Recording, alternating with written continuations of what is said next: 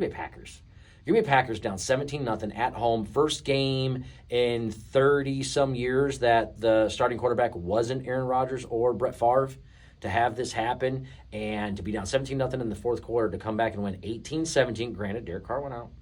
But to have this team doing what they're doing, it's going to be interesting to me to see moving forward kind of how Green Bay plays themselves into it, because Christian Watson will be back. They get Aaron Jones back. All of a sudden, what was I saying before? What if he doesn't suck? And you're like, what do you mean by that? Like, what if they're 10-7 or 11-16 with this guy? Because he knows how to run the system. He's accurate. He is calm. Jordan Love is very calm. Yeah. He can run the ball when he needs to. He seems like he's pretty tough. He's just kind of quiet. There's not a lot of talk out there. Like, I appreciate his game. Granted, I'm a fantasy owner. Bro, he's been studying for this test for how many years? Yeah, exactly. Yeah, that's true.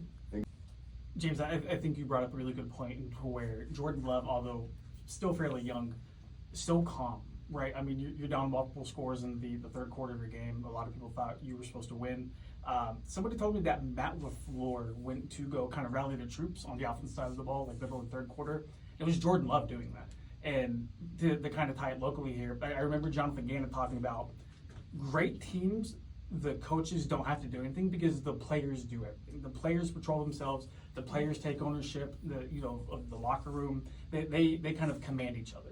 And for Jordan Love to be in his third official start in the NFL, for him to have been doing that, and Pat, you brought up a good point too. He's been studying for this test for a while. He's gotten to see the bullets fly without having to actually be on the battlefield now. So for him to kind of have that like veteran mentality, that veteran experience without actually having that experience on the field, I think to kind of plug him in that Green Bay offense to where, yeah, you're down Christian Watson, you're down Aaron Jones, go make it happen, and you're still able to make it happen, and you come back from a 2-score lead.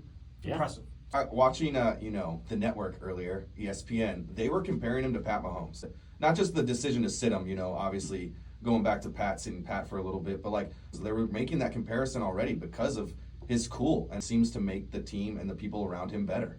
Well, think about this. So historically, quarterbacks used to be able to sit behind somebody for a year or 2 or 3 or 5 if you're Steve Young, you know what I mean? Like sitting behind people for a long time, and then when you're in, they're typically polished. And they're ready to go. We saw that with Mahomes, sat a whole year until the last game of the season, blew it up. They're like, we knew we had this in practice, but we had Alex Smith.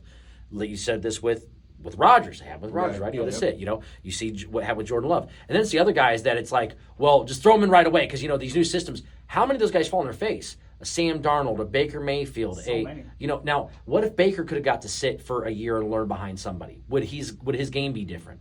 Some of these guys that get thrusted right in right away, their confidence gets crushed and their ability, and then they get that mark of, you're not going to be a starter.